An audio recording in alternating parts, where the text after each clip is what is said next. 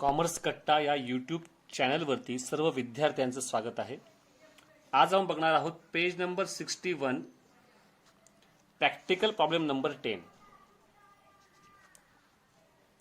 Kshipra and Manisha are partners sharing profits and losses in their capital ratio. Kshipra आणि मनीषा हे दोन partners आहेत आणि त्यांनी ठरवलं आहे की आपल्याला कॅपिटल रेशो प्रमाणे आपल्याला जो काही प्रॉफिट किंवा लॉस येईल तो वाटायचा आहे. म्हणजेच काय, त्यांचं कॅपिटल किती आहे? 90,000 आणि 30,000. बरोबर. म्हणजेच काय, तर 90,000 मधला 9 घेतला आणि 30,000 मधला 3 घेतला, म्हणजे त्याचा रेशो येतो 9:3. आता ह्या दोन्ही संख्यांना जर अजून एखाद्या संख्येने भाग जात असेल तर आपल्या रेशोची संख्या कमी करता येईल. उदाहरणार्थ 3ला भाग जातो 3 1 3 आणि 3 3 9, म्हणजे आपला रेशो काय येईल? 3:1. हा रेशो आपल्याला इथे मिळतो आहे. म्हणजे जे काही नफा तोटा जे काय आपल्याला होईल ते आपल्याला सर्व ह्याच रेशोने वाटायचं आहे. तर आता बघूयात आपण ऍडजस्टमेंट्स काय काय दिलेल्या आहेत. स्टॉक हा क्लोजिंग स्टॉक आहे. Sales includes sale of machinery of ₹2,000, म्हणजे मशिनरीला एक टिक करून घेऊयात. Plant and machinery which sold on 1 April 2018, म्हणजे झालं काय की 2,000 रुपयाची मशिनरी आपण विकली होती. ऍक्च्युअल ती आपण ऍसेट साईडला मशिनरी दाखवायला हवी होती, पण ते म्हणतायत काय, ते आपण इन्क्लूड केली कुठे? सेल्समध्ये. म्हणजे सेल्सला पण एक आपल्याला ऍडजस्टमेंटचा इफेक्ट द्यावा लागणार आहे. Then depreciate on fixed assets. आता त्यांनी सांगितलेलं नाहीये की कोणत्या कोणत्या ऍसेट्सवरती डेप्रिसिएशन काढायचं आहे, ते आपल्याला समजून घ्यायचं आहे. उदाहरणार्थ ते काय म्हणतात, depreciation on fixed asset at 5%, म्हणजे जेवढ्याही काही फिक्स्ड ऍसेट आहेत त्या सर्वांवरती आपल्याला हे डेप्रिसिएशन काढायचं आहे 5%. त्यातली एक आहे फर्निचर, दुसरी मशिनरी, ही पण फिक्स्ड ऍसेट आहे. Wages, discount, bills receivable, carriage, postage, sales return आणि बिल्डिंग. फक्त ह्या 3च फिक्स्ड ऍसेट दिलेल्या आहेत. ह्या तिघांवरतीही आपल्याला 5% डेप्रिसिएशन काढायचं आहे, हे लक्षात असू द्या. ठीक आहे. नंतर each partner is entitled to get commission. त्यांना आपल्याला 1% कमिशन द्यायचं. कशावरती? तर ग्रॉस प्रॉफिटवरती 1% कमिशन आपण त्यांना देणार आहोत. आणि इंटरेस्ट ऑन कॅपिटल, म्हणजे कॅपिटलला एक मी टिक करून घेतो, कारण ह्या दोन्ही पार्टनर्सच्या कॅपिटलवरती इंटरेस्ट काढायचं आहे. Then outstanding wages and salaries. वेजेसला एक टिक करून घेऊयात आणि सॅलरीजला पण एक टिक करून घेऊयात. Then create provision for doubtful debts at 3% on sundry debtors, म्हणजे आरडीडी दिलेली आहे म्हणून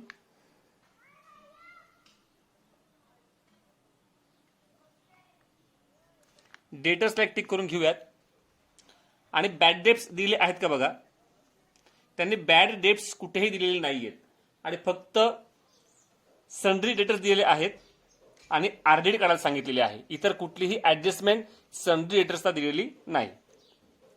तर आता आपण ऍक्च्युअल एक्झाम्पल सोडवण्याकरता सुरुवात करूयात. मी आधीच काही आयटम्स लिहून ठेवलेले आहेत, ते समजून घ्या. ह्या ठिकाणी करंट अकाउंटचा बॅलन्स दिलेला आहे आपल्याला, त्यामुळे ह्या ठिकाणी करंट अकाउंट तयार करणं गरजेचं आहे. मी आधीच ह्या ठिकाणी करंट अकाउंट आखून ठेवलेलं आहे आणि करंट अकाउंटमध्ये दोन्ही पार्टनर्सचा, क्षिप्रा अँड मनीषा या दोन्ही पार्टनर्सचा बॅलन्स मी इथे ब्रॉट डाऊन करून ठेवलेला आहे. त्याचबरोबर दोन्ही पार्टनर्सचं कॅपिटल लायबिलिटी बाजूला क्षिप्रा अँड मनीषा 90,000 आणि 30,000 दोघींची बेरीज मी आउटर टाकून ठेवलेली आहे, कारण आपल्याला याच्यामध्ये कुठलेही ऍड किंवा लेस काहीही करायची गरज नाही. कारण जे काही आपण ऍड किंवा लेस करणार आहोत ते सर्व काही आपण आता पार्टनर्स कॅपिटल अकाउंटलाच करणार आहोत आणि फक्त याचा जो काही शेवट बॅलन्स येईल तो बॅलन्स आपण ह्या ठिकाणी लायबिलिटी साईडला ओढून एक्झाम्पल टॅली करणार आहोत. ह्या कारणास्तव आपल्याला इथे स्पेशली पुन्हा कॅपिटल अकाउंट कुठे लिहायची गरज नाही, म्हणून डायरेक्ट आपण इथे लिहून टाकलेलं आहे. तर आता आपण प्रथम सर्व ऍडजस्टमेंट्स बघूयात. त्यात पहिली ऍडजस्टमेंट आहे closing stock. Stock on 31 March 2019 was at ₹37,000. Closing स्टॉकचे दोन इफेक्ट नेहमीप्रमाणे आपल्याला माहिती आहेतच. एक ट्रेडिंग अकाउंट क्रेडिट साइड, इथे म्हणायचं बाय क्लोजिंग स्टॉक अमाऊंट आहे 37,000.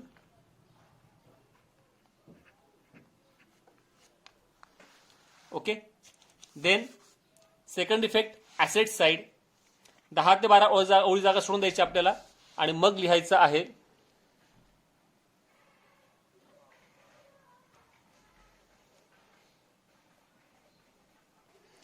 Closing stock 37,000.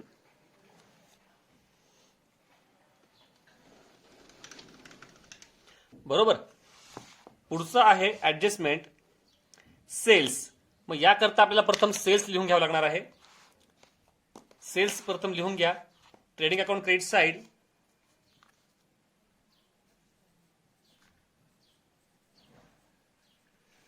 Bye sales inner column 1,20,000. पुढे म्हणतात काय ते, sales includes sales of machinery of ₹2,000.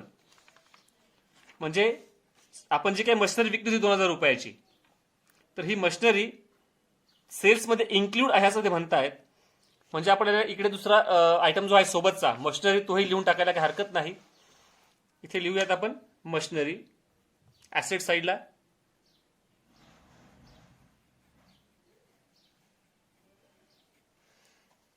मशिनरीची amount आहे 60,000 इनर कॉलम. आता झालं काय की 2,000 रुपयाची मशिनरी आपण विकली होती, पण ती विकल्यानंतर तिची अमाऊंट आपण दाखवली आहे सेल्समध्ये. मग ती सेल्समधून आपल्याला काढून घेणं गरजेचं आहे. म्हणून तर सेल्समध्ये म्हणायचं आहे, प्रथम सेल्समध्ये म्हणायचं आहे लेस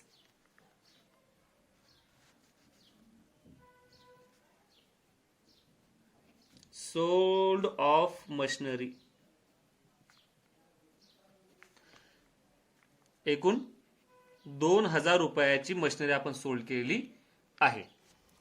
मी अजून लेस केलेली नाही, कारण सेल्स रिटर्न पण दिलेलं आहे, तर ते आपण लेस करावं लागेल, त्याकरता आपण दिलेलं नाही. आणि दुसरा इफेक्ट जो आहे, आपण काय करणार आहोत, तर मशिनरीमधनं आपण काय करू, त्याला जे 2,000 रुपयाची मशिनरी आपण विकली आहे ते आपण मशिनरीमधनंही लेस करून घेणार आहोत. ऍसेट साइडला म्हणायचं लेस सेल ऑफ मशिनरी 2,000. आता याची अमाऊंट आउटरला घ्यायची नाही, कारण का आपल्याला त्यांनी सर्व फिक्स्ड ऍसेट वरती 5% डेप्रेसिएशन काढायला सांगितलेलं आहे. म्हणून याची अमाऊंट आपण ठेवणार इनर कॉलमलाच 58,000, कारण याच्यावरती आपल्याला आता 5% डेप्रेसिएशन, जेव्हा ती ऍडजस्टमेंट येईल तेव्हा आपण ते करणार आहोत. पहिली ऍडजस्टमेंट संपलेली आहे, दुसरी ऍडजस्टमेंट आपण पूर्ण केली आहे. आता तिसरी जी ऍडजस्टमेंट आहे, डेप्रेसिएट ऑन फिक्स्ड ऍसेट ऍट 5%. म्हणजे जेवढ्याही काही फिक्स ऍसेट आहेत, उदाहरणार्थ काय काय, फर्निचर, मशिनरी, नंतर बिल्डिंग, ह्या 3 आपण निवडलेल्या होत्या, म्हणजे ह्याच 3 दिलेल्या होत्या, तर त्या आपण लिहून घेऊयात. प्रथम मशिनरी आपण ऑलरेडी लिहिलं आहे, इथे डेप्रेसिएशन जागा ठेवतो आहे. नंतर म्हणायचं आहे आपल्याला फर्निचर,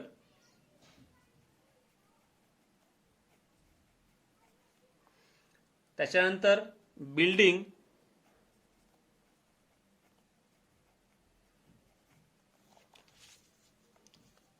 फर्निचरची व्हॅल्यू आहे 38,500, इनर कॉलमला घ्या.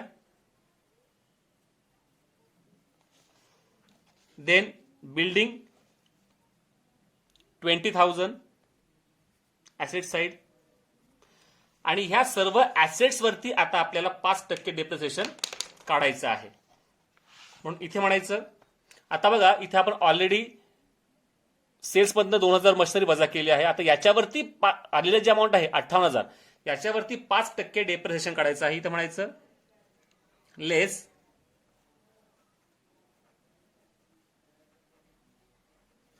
Depreciation at 5%. 58,000 5% जेव्हा काढतोय तेव्हा इथं 2,000 900 रुपये आणि वजा केल्यानंतर आउटरला येतील 55,100 रुपये. वर्किंग नोट्स तुम्ही स्वतः करून बघायचे आहेत. लेस डेप्रिसिएशन, फर्निचर वरतीही आपल्याला डेप्रिसिएशन काढायचं आहे ॲट 5%. ते येतात 1,925 आणि वजा केल्यानंतर आउटरला यायला हवेत 36,575 आणि बिल्डिंग वरतीही डेप्रिसिएशन काढायचं आहे लेस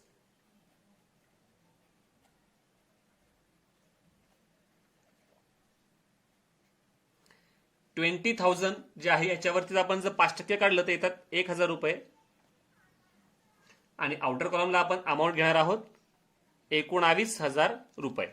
म्हणजे अशा प्रकारे आपली जी तिसरी ऍडजस्टमेंट होती की प्रत्येक ज्या काही फिक्स ऍसेट होत्या यांच्यावरती आपलं डेप्रिसिएशन काढलं गेलेलं आहे. आता डेप्रिसिएशन जे आपण काढलं आहे याचा सेकंड इफेक्ट आपल्याला द्यावा लागणार आहे.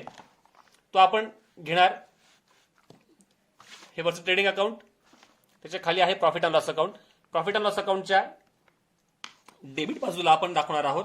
मग डेबिट बाजूला घ्यायचं आहे, वरती 7 ते 8 ओळी जागा सोडायची आहे की ज्या काही आपले खर्च असणार आहेत प्रथम ते दाखवावं लागतील आपल्याला आणि मग आपल्याला हे सर्व ऍडजस्टमेंट दाखवणार आहोत. मग इथे म्हणायचं आहे टू डेप्रिसिएशन ऑन फर्निचर, याच्यावरती आपण काढलं आहे 1,925. प्लांट अँड मशिनरी, मी फक्त मशिनरी म्हणतो आहे, मशिनरी 2,900 रुपये. बिल्डिंग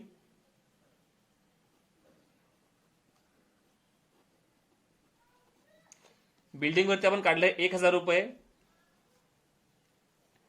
आणि सर्वांची बेरीज आउटर कॉलमला टाकायची आहे 5,825 रुपये. मी पुन्हा पुन्हा सांगतोय की वर्किंग नोट्स तुम्ही स्वतः करून बघायच्या आहेत.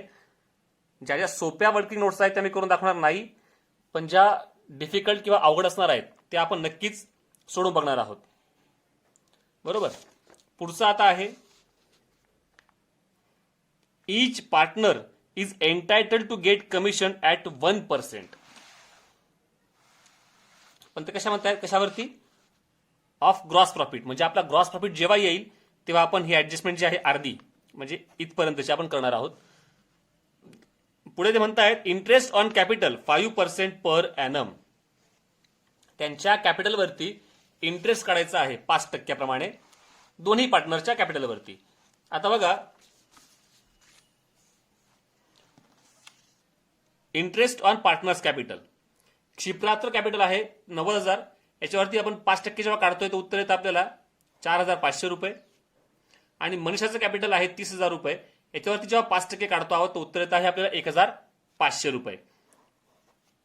कारण याच्यावरती गुणिले 5/100 केल्यानंतर हे उत्तर आपल्याला मिळतं आहे. मग इंटरेस्ट ऑन कॅपिटल जर आपण काढलं असेल तर त्याचा पहिला इफेक्ट आपण नेहमी टाकतो पार्टनर्स करंट अकाउंटच्या क्रेडिट बाजूला. इथे म्हणायचं आहे पार्टनर्स करंट अकाउंटच्या क्रेडिट बाजूला बाय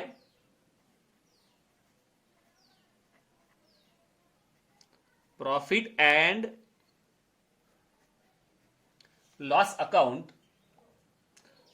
कंसात म्हणतोय इथे मी इंटरेस्ट ऑन कॅपिटल, त्याची अमाऊंट येते आपण आता काढली ती 4,500 रुपये आणि 1,500 रुपये. आपण आताच काढली ना, क्षिप्राचे 4,500 रुपये आणि मनीषाचे 1,500 रुपये. याप्रमाणे आपण त्याचे काढलेले आहेत. आणि दुसरा इफेक्ट जो असतो तो आपण नेहमी देतो कुठे, तर profit and loss account debit side. कारण कॅपिटलवरती जेव्हा आपण इंटरेस्ट काढतो आहोत म्हणजे हा व्यवसायाचा आपला काय आहे, एक प्रकारचा तोटा आहे. म्हणून इथे घ्यायचं आपल्याला टू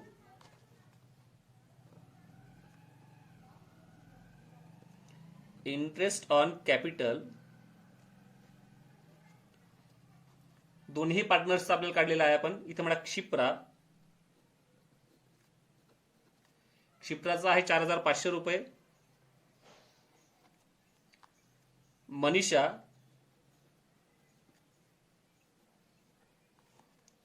1,500 रुपये. आणि दोन्हींची बेरीज आपण आउटरला घेतली 6,000 रुपये. अशा प्रकारे ही अर्धी ऍडजस्टमेंट संपलेली आहे. आपण जेव्हा ग्रॉस प्रॉफिट काढणार आहोत तेव्हा आपण कमिशन काढूयात. Then outstanding expenses, wages and salaries. प्रथम वेजेस लिहून घेऊयात आपण. ट्रेडिंग अकाउंट, इथं आपल्याला ओपनिंग स्टॉक, परचेस रिटर्नसाठी जागा सोडायची आहे. मग म्हणायचं आहे टू वेजेस. अमाऊंट आहे, वेजेसची अमाऊंट किती दिलेली आपल्याला 800 रुपये. मी ते म्हणूयात 800 रुपये. आपण आउटस्टँडिंग जर असेल तर काय करतो आपण ते ऍड करत असतो. म्हणून इथे म्हणायचं आहे ऍड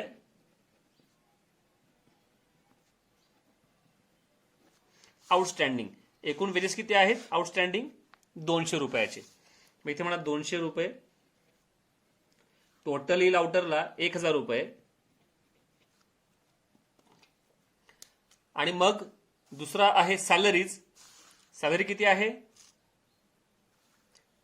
3,500 रुपयाची सॅलरी आहे. इथे म्हणायचं profit and loss account debit side to salaries 3,500 रुपये आणि आउटस्टँडिंग आहेत 500 रुपये. मग इथे म्हणा add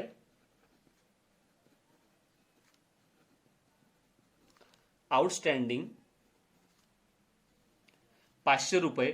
आउटरला amount 4,000 rupees. Then create provision for doubtful debts 3% on sundry debtors. मग ह्या ठिकाणी आता बघा सन्ड्री डेटर्स आपण घेऊयात पहिले. ऍसेट साइड,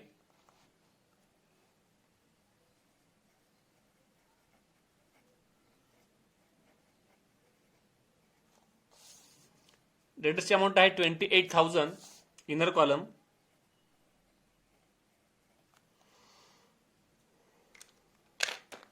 याच्यावरती 3% आपल्याला काय करायचे आहे आरडीडी काढायची आहे.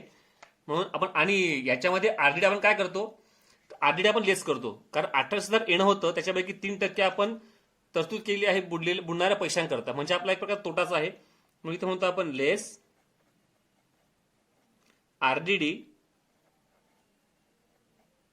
ऍट 3%. मग याच्यावरती जेव्हा आपण 3% आरडीडी काढतो आहोत ती येते 840 रुपये. सिंपल आहे, तुम्ही करून बघू शकतात.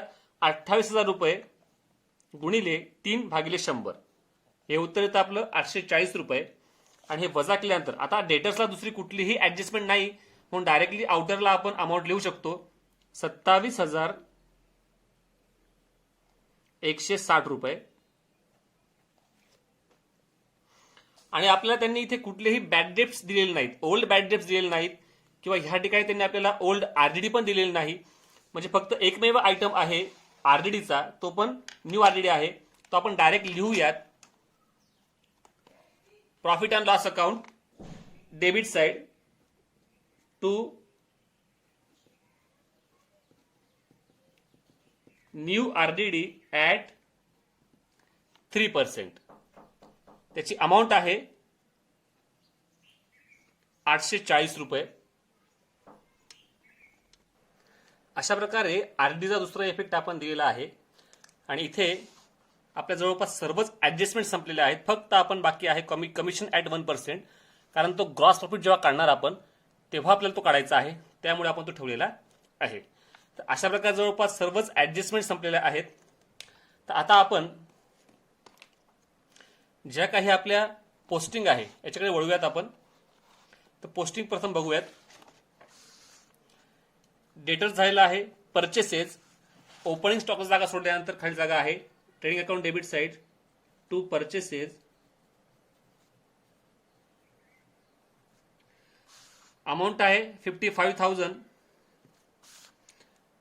इनर ठेवा कारण त्याला रिटर्न्स नाही दिलेले आहेत. हे बघा या ठिकाणी क्रेडिट साइडने म्हटलेलं आहे परचेस रिटर्न अमाऊंट आहे 1,000 रुपीज. म्हणून इथे म्हणा लेस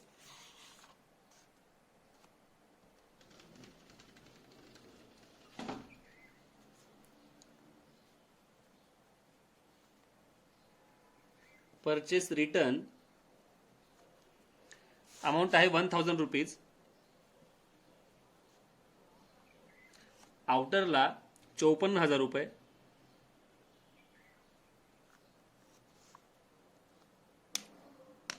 त्यानंतर फर्निचर झालेला आहे, पॅन्ट अँड मशिनरी पण झालेला आहे, वेजेस पण झालेला आहे, सॅलरीज पण झालेला आहे. Discount profit and loss account debit side इथे म्हणा to discount 800 rupees. Bills receivable it's our asset. Asset बाजूला घ्या.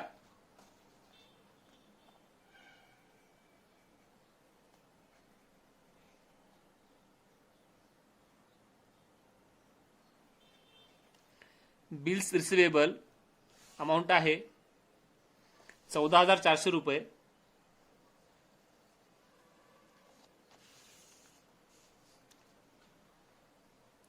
देन कॅरेज आउटवर्ड म्हणजे आपल्याकडनं माल जातोय म्हणजे profit and loss account debit side carriage outward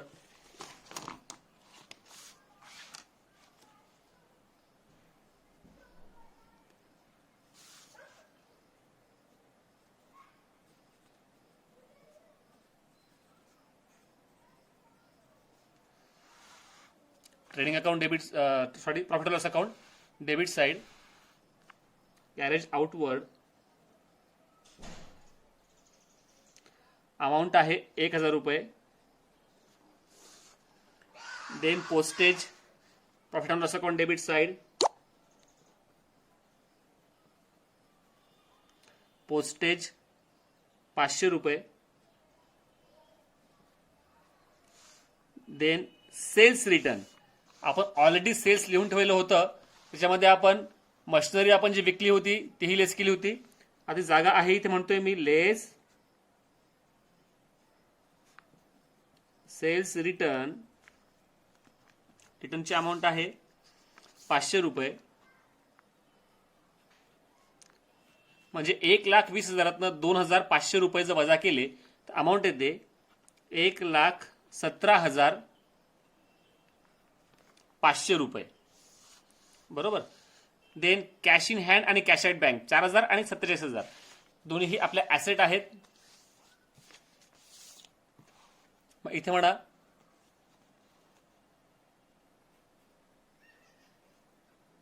cash in hand 4,000 रुपये आणि कॅश ॲट बँक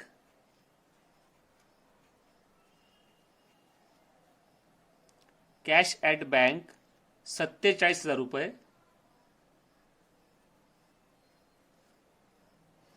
देन नंतर आहे इन्शुरन्स 2,000 रुपये profit and loss account debit side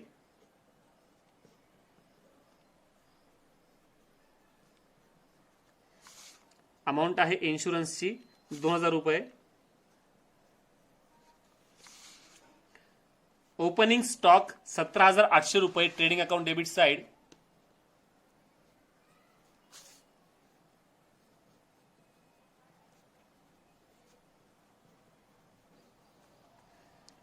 opening stock 17,800 रुपये. ट्रेड एक्सपेन्सेस मी तुम्हाला मागेही बोललो आहे. ट्रेड एक्सपेन्सेस सोबत जर sundry expenses miscellaneous expenses office expenses असा कुठलाही खर्च जर दिला असेल कुठेही तर अशा वेळी ट्रेड एक्सपेन्सेस आपण टाकतो ट्रेडिंग अकाउंटच्या डेबिटला, आणि हे बाकीचे आयटम्स टाकतो आपण प्रॉफिट अँड लॉस अकाउंटच्या डेबिटला. पण जर फक्त ट्रेड एक्सपेन्सेस दिलेला असेल तर हा आयटम आपण टाकत असतो प्रॉफिट अँड लॉस अकाउंटच्या डेबिट बाजूला. त्याची अमाऊंट आहे 1,500 रुपये. मग इथे म्हणायचं आहे to profit and loss account debit side, trade expenses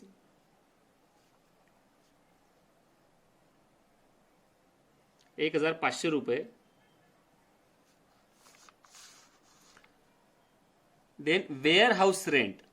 wear house म्हणजेच आपण जे गोदाम वगैरे असेल त्याचं आपण भाडं देत असू, हा पण खर्च आपला नंतरचा आहे, तो पण जाईल profit and loss account debit side to warehouse rent ₹2,500. Then advertisement हा सुद्धा आपला खर्च नंतरचा आहे, तो प्रोडक्शन नंतरचा, हा पण गेला पाहिजे profit and loss account debit side to advertisement ₹1,000. Then building आपलं झालेलं आहे. पुढचा आहे सेल्स झालेला आहे. रेंट, ट्रायल बॅलन्सच्या क्रेडिटला जर रेंट म्हटलं असेल क्रेडिट बाजूला तर ते आपलं इन्कम असणार आहे. म्हणून इथे घ्यायचं आहे आपल्याला बाय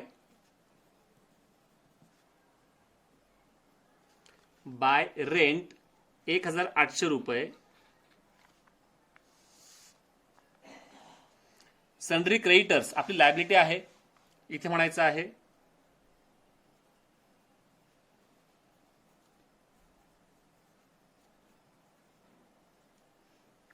₹38,500. परचेस रिटर्न आपण ऑलरेडी वजा केलेले आहे. डिस्काउंट जर ट्रायल बॅलन्सच्या क्रेडिट दिला आहे तर आपलं हे इन्कम असणार आहे, म्हणजे डिस्काउंट रिसिव्ड असणार आहे. म्हणजे profit and loss account debit side डिस्काउंटची अमाऊंट आहे ₹500.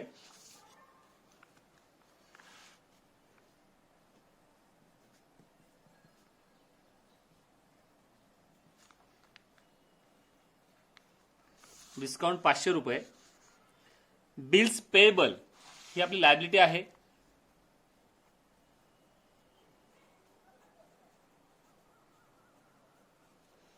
Bills payable ₹9,000. नंतर कॅपिटल अकाउंट आपण ऑलरेडी हे लिहून ठेवलेले आहेत, हा बॅलन्स आपण लायबिलिटी बाजूला घेऊन ठेवलेला आहे. Capital 9,000 30,000. Then current account Kshipra and Manisha 5,000 आणि 3,000 आपण हा पण बॅलन्स आधीच लिहून ठेवलेला होता. तर आता बघायचं आहे आपल्याला, प्रथम आपण ग्रॉस प्रॉफिट शोधणार आहोत ट्रेडिंग अकाउंटला, कारण ग्रॉस प्रॉफिट शोधल्याशिवाय आपल्याला कमिशनची जी काही ऍडजस्टमेंट आहे ती पूर्ण करता येणार नाही. तर प्रथम आपण बघूयात क्रेडिट बाजूची बेरीज येते आहे ₹1,54,500. डेबिट बाजूची बेरीज येते आहे 72,800 आणि वजा केल्यानंतर उत्तर येतं आहे 81,700. हे स्वतः तुम्ही करून बघायचं आहे, मी पुन्हा पुन्हा सांगतो. आता इथं ज्या बाजूची बेरीज जास्त आहे ती लिहून टाकतो. प्रथम 1,54,000 1,54,000 to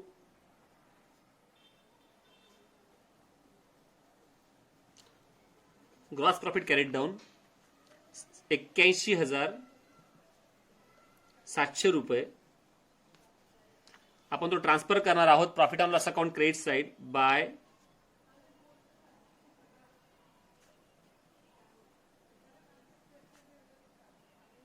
gross profit brought down 81,700.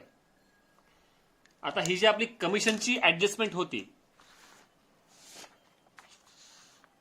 इथे म्हटलेलं आहे each partners is entitled to get commission at 1% of gross profit. दोन्ही पार्टनरला आपल्याला 1% कमिशन द्यायचं आहे.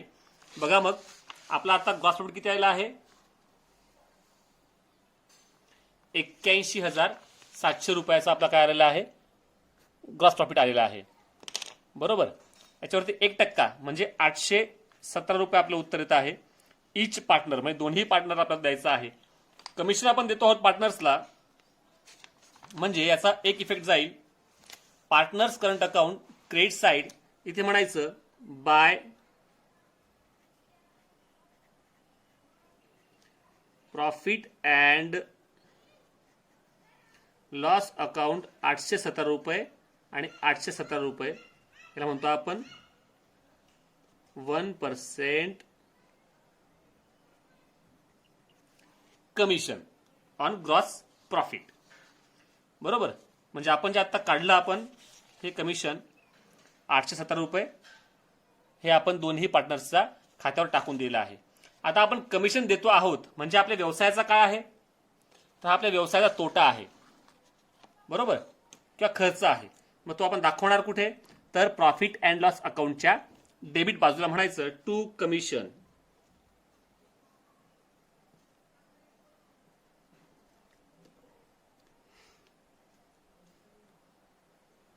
at 1%. क्षिप्रा अँड मनीषा 817 रुपये आणि 817 रुपये दोन्हींची बेरीज आउटरला येते 1,634 रुपये. बरोबर. मग इथपर्यंत आपण पोहोचलेलो आहोत. आता आपल्याला शेवटची जी आपली ऍडजस्टमेंट राहिली होती तीही आपण पूर्ण करून घेतलेली आहे. आता आपण profit and loss account tally करणार आहोत. मग ह्या ठिकाणी प्रॉफिट अँड लॉस अकाउंटच्या क्रेडिट बाजूची बेरीज बघूयात. प्रथम काय येते आहे? क्रेडिट बाजूची बेरीज येते 84,000 रुपये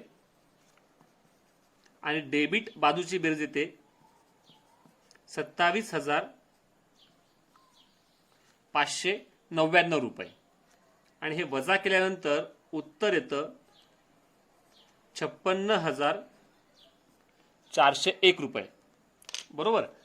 म्हणजे आपल्याला इथे नेट प्रॉफिट मिळालेला आहे 56,401 रुपये. तुम्ही ह्या ठिकाणी लिहून टाकतो 56,401 रुपये. आणि मग ज्या बाजूची टोटल जास्त आहे हे आपण लिहून टाकूयात 84,000 टोटल आणि 84,000. आता आपल्याला हे वाटायचं कसं आहे? आपण आधी बघितलं आहे त्यांच्या कॅपिटल रेशोप्रमाणे वाटायचं आहे आपल्याला. म्हणजेच 9/3 कॅपिटल म्हणजे 90,000 आणि 30,000 कॅपिटल होतं. मग 9/3 आपण अजून 3 ने भाग दिला. 3 एक 3 आणि 3 त्रिक 9 म्हणजे आपला रेशो आला 3:1.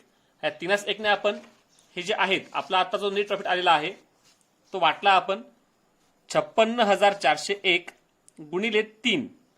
रेशो काय आपला 3:1 म्हणून 3 भाग 4 मध्ये 3 भाग याला आणि 1 भाग याला देणार आहोत आपण.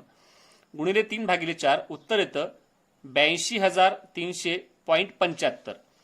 पॉईंटच्या पुढे 5 किंवा 5च्या पुढील संख्या असल्यामुळे आपण पॉईंटच्या आधी एक संख्या वाढू शकतोय म्हणून आपलं उत्तर घेतलं 42,301. इकडे मनीषा 56,401 गुणिले 1/4 बरोबर 14,100.25 येत आहेत. पॉईंटच्या नंतर 5ची संख्या नसल्यामुळे आपण फक्त एवढीच संख्या घेतली तर चालणार आहे म्हणून आपण घेतली 14,100 रुपये. अशा प्रकारे आपण याचं नेट प्रॉफिटचं वाटप केलेलं आहे. मग हे नेट प्रॉफिट जो आपण वाटप केला आहे तो आपण आता लिहून टाकूयात 42,301 आणि 14,100 रुपये. म्हणजे अशा प्रकारे आपलं profit and loss account he tally झालेलं आहे. एकदा फक्त नजर मारून घ्या.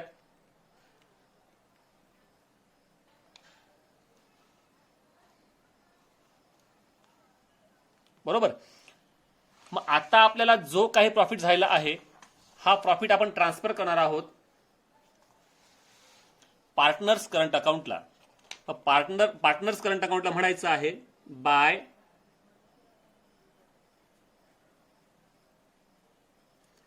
प्रॉफिट अँड लॉस अकाउंट, इथे म्हणतोय मी नेट प्रॉफिटचा शेअर होता हा 42,301 आणि 14,100. आता इथे दुसरा कुठलाही आयटम येणार नाही, तर प्रथम आपण हे टॅली करून घेऊयात. याची टोटल येते 52,000, म्हणजे क्षिप्राची टोटल येते आहे 52,618 आणि मनीषाची टोटल येते आहे 19,417. आपण नीट जर बघितलं तर डेबिट बाजूला कुठलाही आयटम आलेला नाही, म्हणजेच इथं पण बेरीज तेवढी आपण लिहून टाकूयात 52,618 19,417.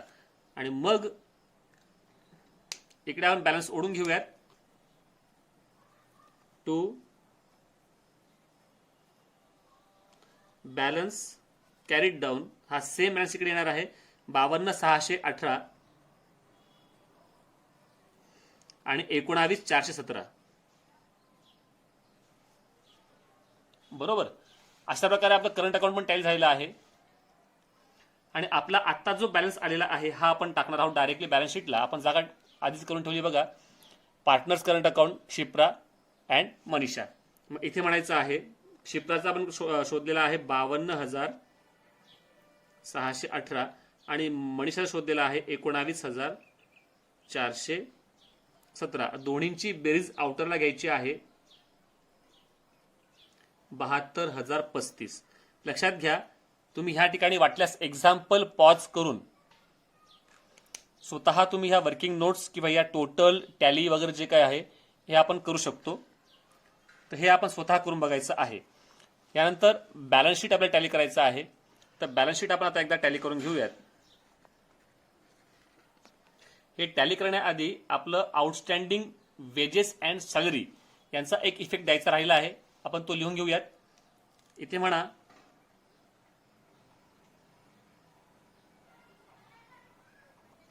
आउटस्टँडिंग वेजेस 200 रुपये आणि सॅलरीज 500 रुपये, आउटरला 700 रुपये.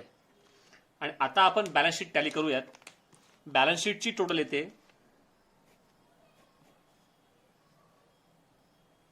2,40,235 2,40,235 रुपये. अशा प्रकारे बॅलन्स शीटची टोटल आली पाहिजे. आणि अशा प्रकारे हे एक्झाम्पल टॅली झालेलं आहे. आपण फक्त एकदा आता उदाहरणावरती नजर मारून घेऊयात. प्रथम ट्रेडिंग अकाउंट,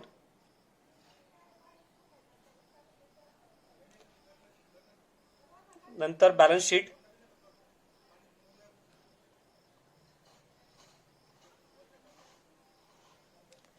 नंतर करंट अकाउंट,